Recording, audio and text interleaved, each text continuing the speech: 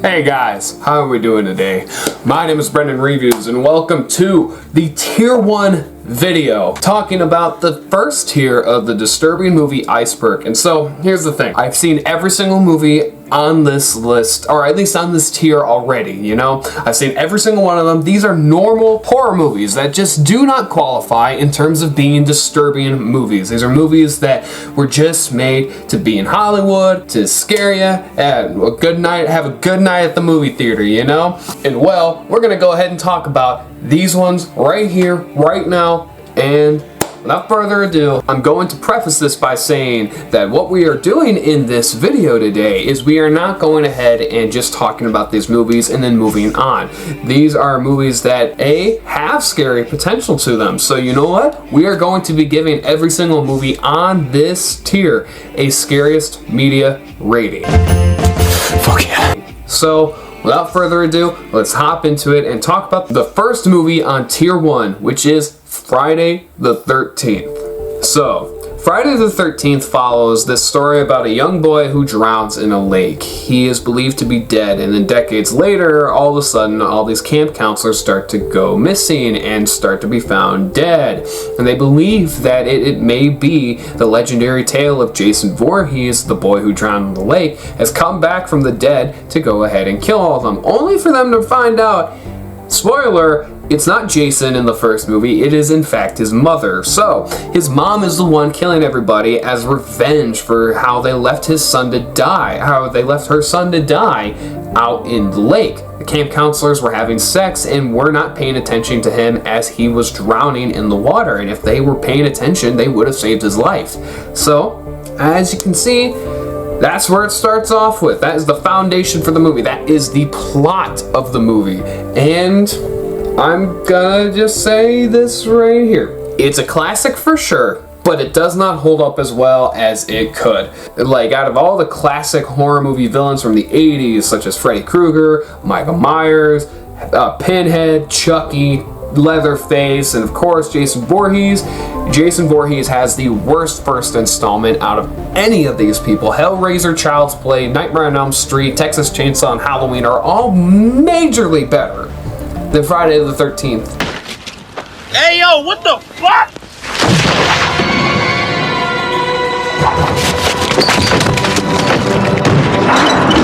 Let's go ahead and talk about the quality and production.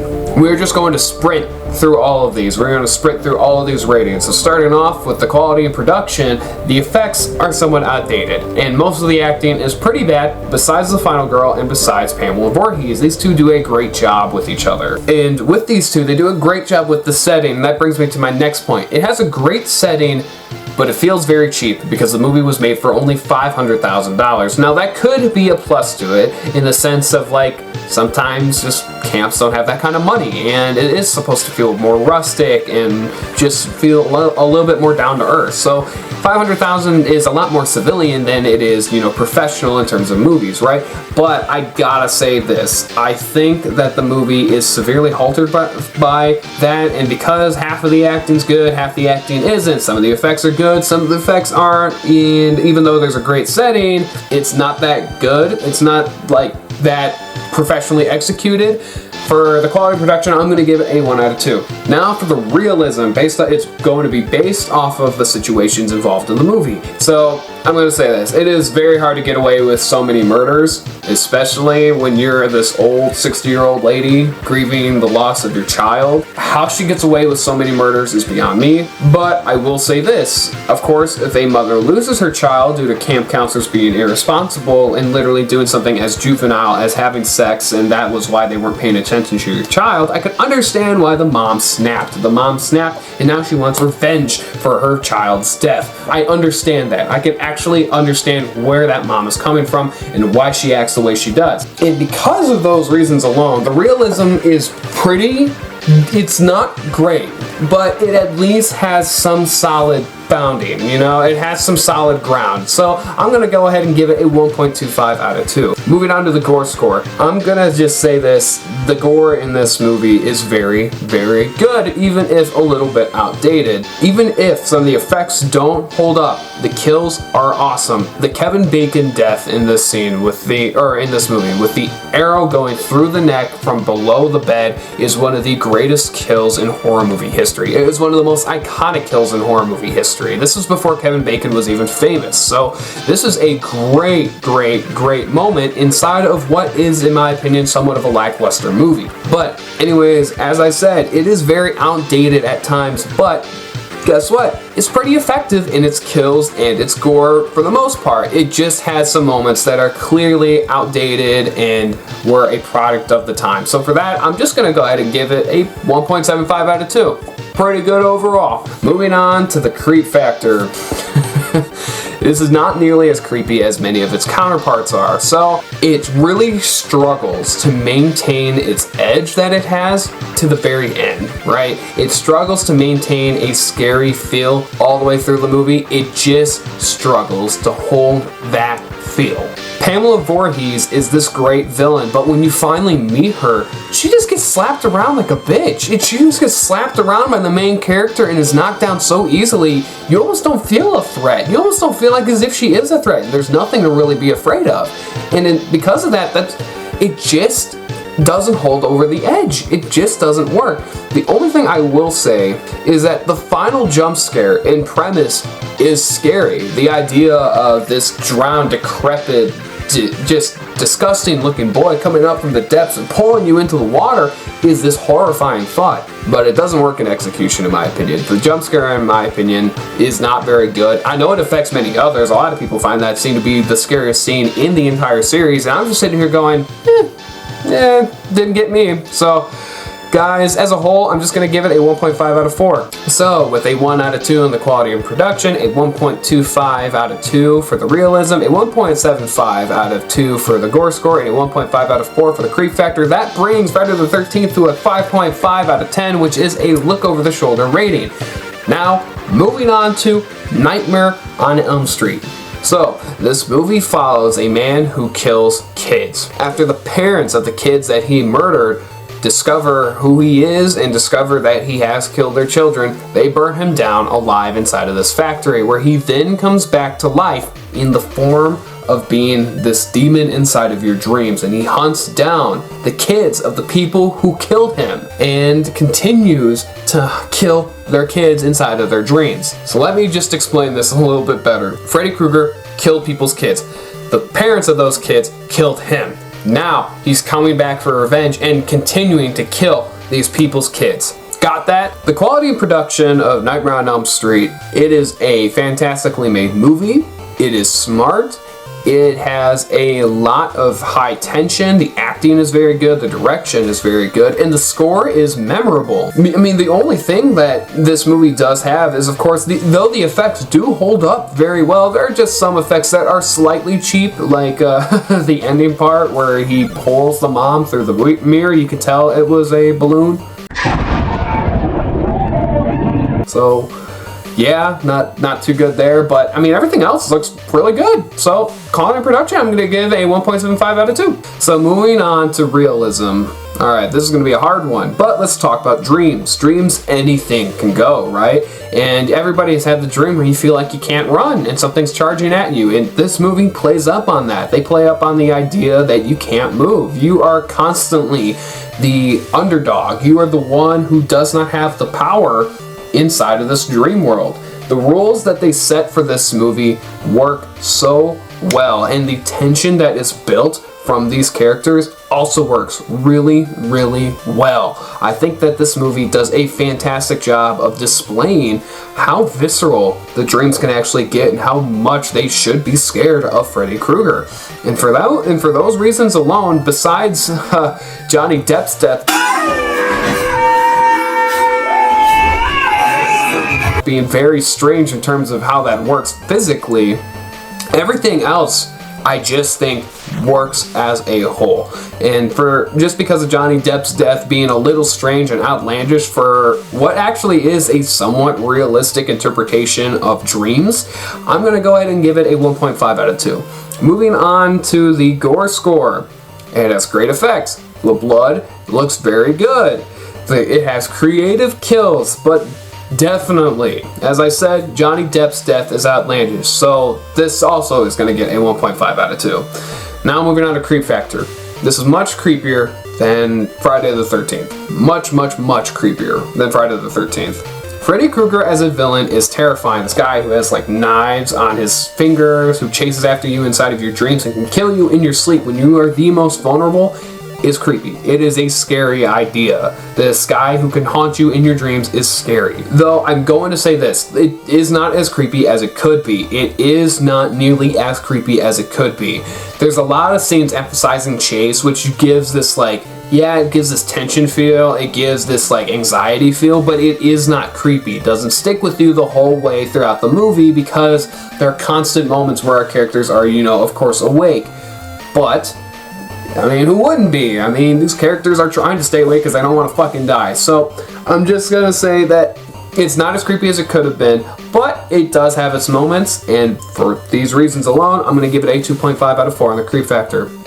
So with a 1.75 out of 2 on the quality and production, a 1.5 out of 2 on the realism, a 1.5 out of 2 on the gore score, and a 2.5 out of 4 on the creep factor, that brings Nightmare on Elm Street to a 7.25 out of 10. How's this for a wet dream? Which is a creepy rating. Let's talk about Child's Play. Well, John, it's been fun, but I gotta go. I have a date with a 6-year-old boy. But I gotta go. I have a date with a 6-year-old boy. Lee. So how can I help you? Go ahead, have a seat. Child's Play follows a serial killer who is shot dead by a police officer, but as he's bleeding out, he transfers his soul into the body of a doll, which that doll is then picked up by this mom to give to her kid for her birthday. And of course, the doll goes on a killing spree and tries to transfer his soul into the child's body so he can finally become human again. And that's what Child's Play is. Chucky the doll trying to become human again. This is a very fun horror movie, and I absolutely adore this thing. Though I do not think it is the best in the series. I think Child's Play 2 is much better.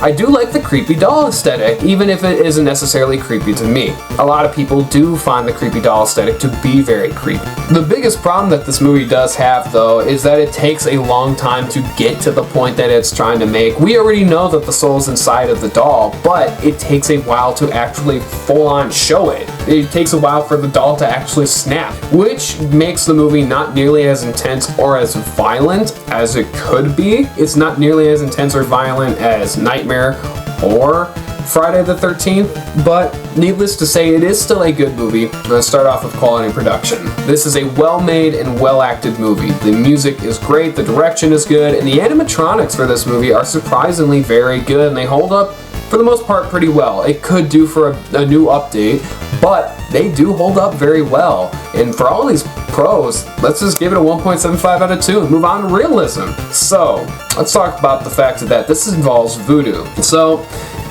taking the body of, taking like the soul of somebody and putting it into the soul of a doll, believe it or not, does have actual voodoo roots in the real world, even if it is not necessarily intentional, like as if they didn't do the research behind it, they just did it, you know?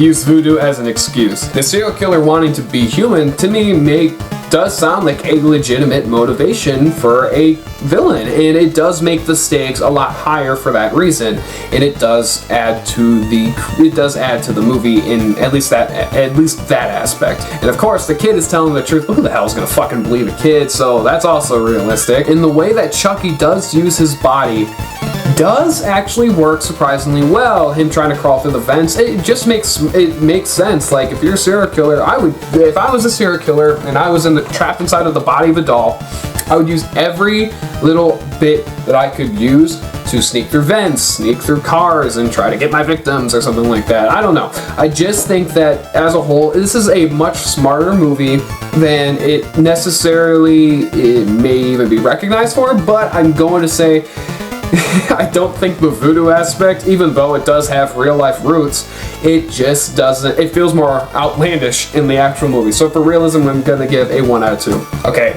for the gore score, this movie is nowhere near as violent as Nightmare or Friday, though there is that voodoo doll scene where he is breaking the leg and arm of the guy that allowed him to cast the spell. Besides that, there's not a whole lot of kills that are just very good. No. By far, the fucking worst kill in this movie is that fucking electric shock helmet scene inside of the psych ward that Chucky puts on this dude's head and just... and his face continuously starts to turn more black and charred, and then his eyes start to bleed. I'm sorry, that was just a badly done kill. Bad effect, the whole fucking... And just for that scene alone, I'm gonna go ahead and give it a 1 out of 2 on the gore score. Moving on to creep factor. Okay. The doll's creepy at times, right? Chucky may be a funny little bastard, but him preying on a child is actually creepy. It is this creepy idea. No one wants to see a child get hurt. Brad Dourif's voice as Chucky is scary and vocal and works supremely well for the movie. It does lack a lot of the creepiness due to poor execution and lack of substantial kills, but the scene where Chucky does come to life and he does turn and face the mom and says, "Hi, I'm Chucky, wanna play?" and then rolls underneath the couch after discovering he has no batteries in him. That is a creepy scene, and for that scene and for some of the other moments in this movie that are definitely creepy, I'm gonna give the creep factor a 2 out of 4. So with a 1.75 out of 2 on the quality of production, a 1 out of 2 on the realism, a 1 out of 2 on the gore score, and a 2 out of 4 for the creep factor, that brings Chucky or Child's Play to, of course, a 5.75 out of 10, which is another look over the shoulder rating. Moving on to The Grudge. Oh my god, The Grudge.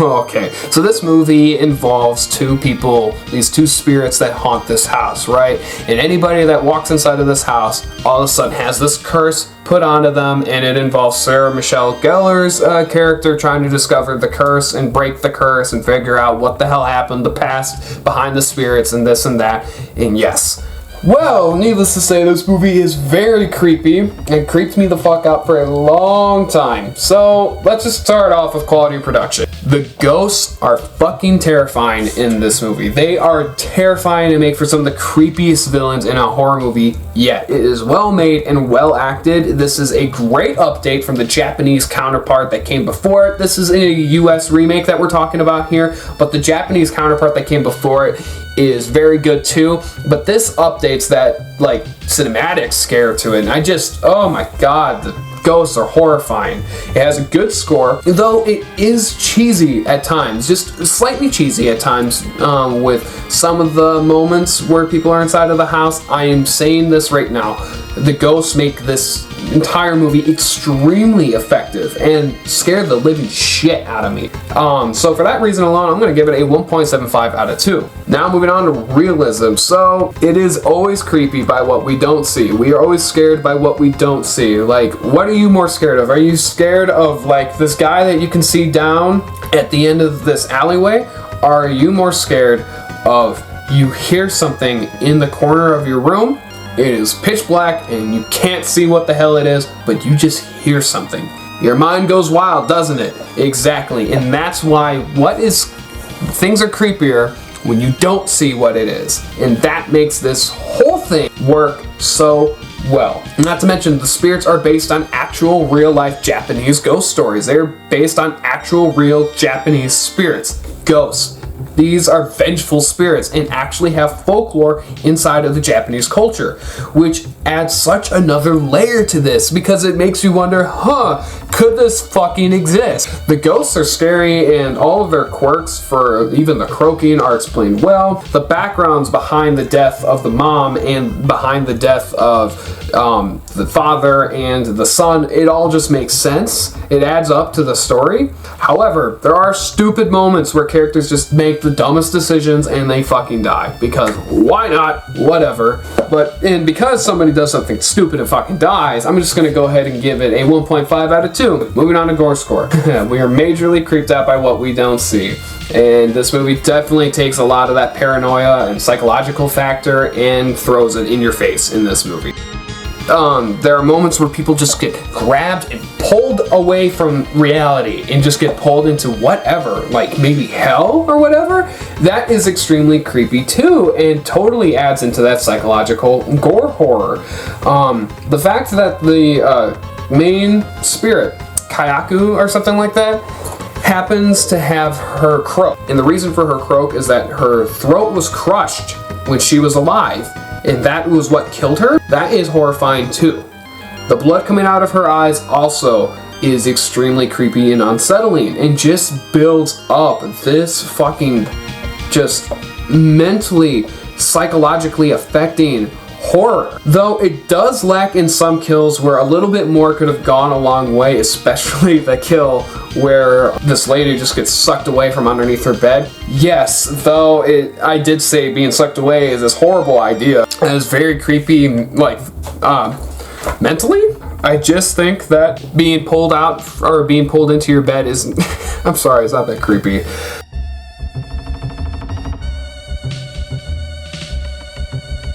Let's talk about creep factor, because all I've been talking about is how creepy this movie is. As I said, the ghosts are terrifying. The way that these spirits move and kill people are also very scary. The deaths are creepy, and the music is even very creepy. Just a few more moments where the dread could have been prolonged and we are leaving left more to be desired, you know? I just think that the movie does have a few moments where more is desired. And it does take time to get to the dreadfulness of it. It does take its time with the story, but thankfully it does have a satisfying conclusion and it pays off in the end. And for that reason, I'm going to give it a 3 out of 4 for the creep factor. So with a 1.75 out of 2 on the quality production, a 1.5 out of 2 on the realism, a 1.5 out of 2 on the gore score, and a 3 out of 4 on the creep factor. That brings The Grudge to a 7.75 out of 10, which is another creepy rating. Moving on to Insidious. Plot is that a family moves into this house, right? The boy, their oldest son, falls and hits his head, right? And they believe that that's the reason for why he goes into this concussion, right? All of a sudden, spirits start to show up into the house, and they move out of this house thinking the house is haunted while their son is still in a coma. They move out of the house and they go into this new house where all of a sudden the spirits are still there, right? Their house that's haunted, it is the son who is haunted. And it's about them trying to go into this astral world to pull their son's soul back to his body because of astral projection. So, yep. And do I like this movie?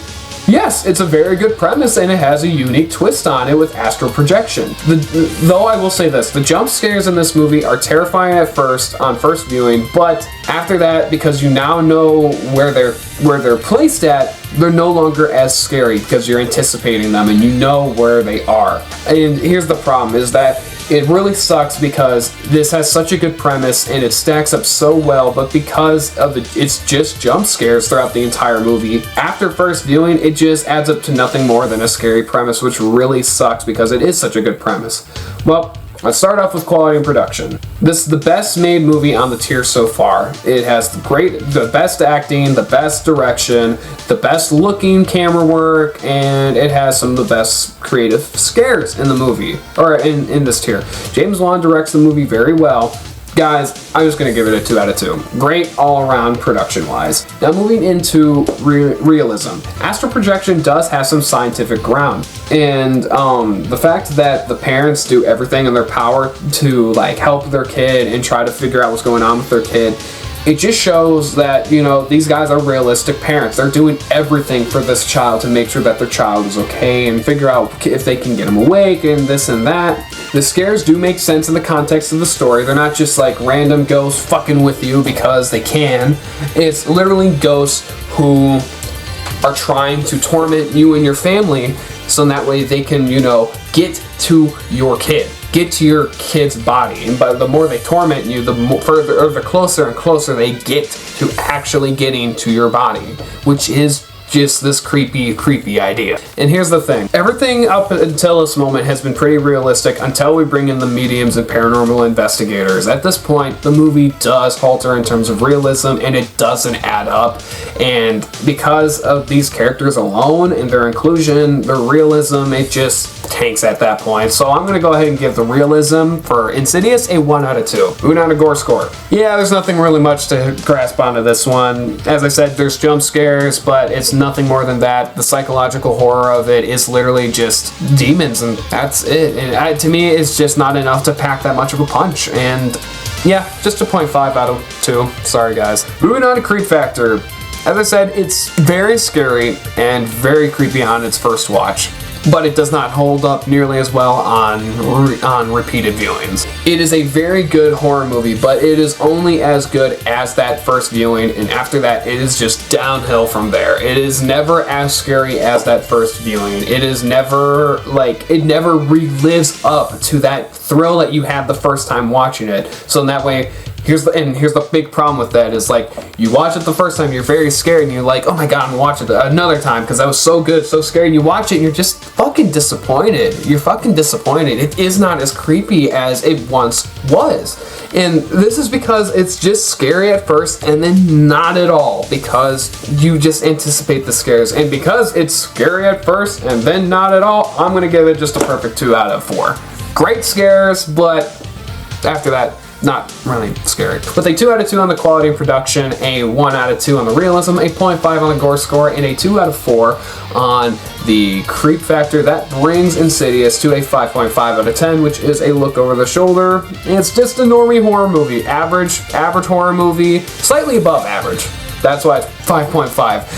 It's got at least some creepiness to it. Just in terms of concept and all that, but just as a whole, it doesn't really get to me after first viewing. So, moving on to the next movie, The Conjuring. I've talked about this movie a fucking lot. The Conjuring 3, The Conjuring.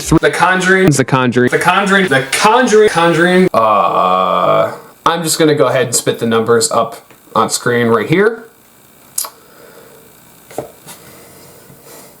which is also a 6.5 out of 10, a slightly unnerving rating. Yeah, I've talked about this movie a lot. Moving on. Moving on to Annabelle. Well, we're gonna move right along from Annabelle, 0 out of 10 for this movie. And then we're gonna go ahead and talk about The Ring. Okay, talking about The Ring. So, The Ring is about this cursed VHS tape. Anybody who watches the tape gets this curse placed upon them. They get a phone call saying that you're going to die in 7 days, right? And it's about this woman. She watches the tape and she tries to break the curse, and then her son watches the tape, and oh my god, it's freaking out, and yeah, you gotta break the curse, right? I got a controversial opinion here, people. The movie's overrated. It is so overrated. The movie has its moments, but truthfully, I just never really got the hype of the movie. I never did. I never saw why people liked this movie so much, and I just don't believe it is nearly as scary as people make it out to be. So, yeah, let's talk about quality of production. So, the movie is very slow at times, and it is dragging at certain moments because there's just little going on. I mean, sure, yes, you have the story of the curse, but the curse to me isn't that scary. It's just this fucking girl who is gonna do something with you. She kills you. I mean, that's the thing. I just don't know what to be afraid of. Be afraid of this girl. If I don't fucking watch the tape, I'm fine. So in my opinion, these characters are stupid for fucking watching the tape. The movie does have some good scares, and the cinematography is very good as well, but I just gotta say, I don't think it adds up as a whole. Naomi Watts does a good job. The production value is very high, but I'm not particularly entertained by this movie. So for quality and production, I'm gonna give a 1 out of 2. Moving on to realism. This movie is a long shot in terms of realism. There's a lot of what ifs and coincidences. The movie's spirit is based on like the same kind of folklore that the Japanese spirits that the Japanese spirits from the Grudge are based on.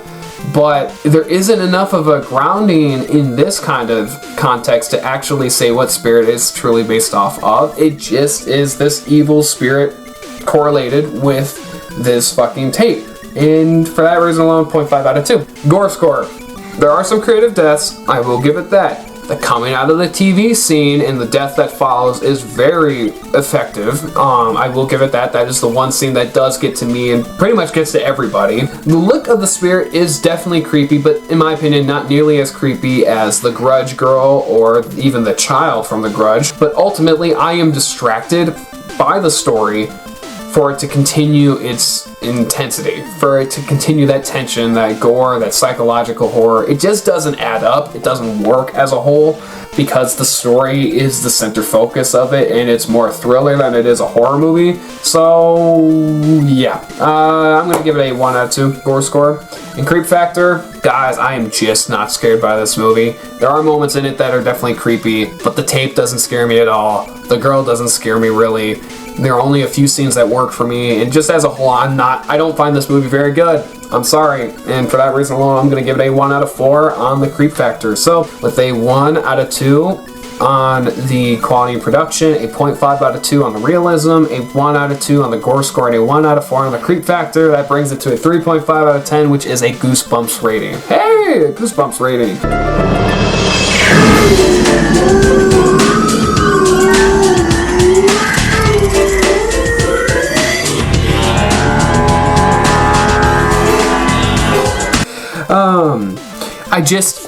I'm sorry guys, not my thing, just has never been my thing. And guys, that leads us into the final movie of today. Brings us into the final movie on this tier, which is Scream. So I have talked about this movie before also, and this is literally just about teenagers. Somebody's going around dressed up as a ghost face, killing people inside of this high school, and it has something to do with horror movies. It plays up on the horror movies rules. It's a satire of horror movies, and I absolutely love this movie.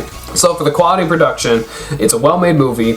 The satire is very funny. The characters are good. Though I will say this, the movie is not nearly as scary as many of the movies on this tier actually are. This movie is a lot more entertaining, but it is not as scary as some of them. Though some of the kills in this movie are definitely creepy, like the opening Drew Barrymore kill is very effective. It just isn't as scary as some of the other ones on this list, and for that reason alone, for the quality of production, I'm going to give a 1.5 out of 2. Moving on to the realism. The characters in this movie are smart for the most part. I mean, there are moments in it where character decisions are somewhat questionable, but yes, it for the most part does add up and works as a whole in terms of how smart the characters are. There are 2 killers, which is not normal in a horror movie. There are 2 killers, and this definitely adds into the mystery of who the killers are, because yeah, you're trying to figure out like who the killer is and like why is this guy our prime suspect in jail while the actual killer is running out right now, right? Well, there's 2 of them, and that makes for repeated viewings also very rewatchable, because you're trying to figure out who's trying to attack who. Who's the more clumsy one, who's the more tactical one, who's the one who's like a little bit more precise, who's the one that's like a lot more like visceral and guttural and whatever, right? And it makes for an overall better repeat viewing, because you're trying to figure out who is who attacking who, right? The plans for the killers to injure themselves does make sense, but it is a long shot and pretty unrealistic. Like, all it takes is for DNA and lots of other shit and like witnesses to just say, okay, how did all these bodies get here? And you 2 are the only ones alive? Huh, weird, right? Why are your fingerprints not only on the knife, on the gun, on this and that, and just like, huh, okay. And not to mention the tape that was inside of the house, like that's proof right there showing who the killers actually are. So, and the murders do make sense and are very visceral. They are extremely brutal. They are very realistic killings, if that makes sense. And just, yeah, as a whole, for realism, I'm gonna go ahead and give a 1.5 out of 2. For gore score, this has some extremely violent kills. The Drew Barrymore kill, it is not over embellished, nor is it too little. It isn't too much, it isn't over the top, and it also packs enough. It brings enough to the table to leave that impact without being too cartoony or whatever. So I'm gonna go ahead and give the gore score a 2 out of 2. Moving on to the creep factor. As I said, this movie isn't very creepy. It is creepy during the kills. I will say that. It is creepy during the kills. But the rest of the movie just isn't scary, but it is fun. It is a fun movie. The Ghostface mask to me isn't very scary. It's not that really scary of a mask. The movie, however, does have great tension towards the end and has these great moments of fear and paranoia and all of this dread, right? But because there's hilarity thrown into the mix, it does break up from the tension and it does help to relieve some of that tension, which isn't necessarily a good thing because the tension is already so average that when you belittle it, it doesn't help to effectively make any other tension or any other scenes with tension that scary too. It just takes away from the tension as a whole. I mean, just as a whole, not very creepy. It does have some good moments of tension and creepiness, and yeah, that's that. So for Scream, the creep factor, I'm gonna go ahead and give a 1.5 out of 4, with a 1.5 out of 2 for the quality of production, a 1.5 on the realism, a 2 out of 2 on the gore score, and a 1.5 out of 4 on the creep factor. That brings Scream to a 6.5 out of 10, which is a slightly unnerving rating, which, yeah, I'd say that's about right. It's slightly unnerving, kind of gets underneath your skin, but it's not enough to truly be this hard-hitting fucking horror movie that, let's say, The Grudge is to me. At least The Grudge has an impact. So, yep, guys, there you go. That is tier 1 of the disturbing movie Iceberg. I had to get out all these movies in one freaking video because they're all movies I've already talked about, and the ones that I've talked about already like multiple times, I just didn't want to talk about. And of course, I'm not talking about Annabelle. That movie was absolute dog shit. Yeah, guys, well, there you go. My name is Brendan Reviews. I hope you guys have a great day, evening, night, whatever the fuck time you guys are watching this, and I will see you all next time.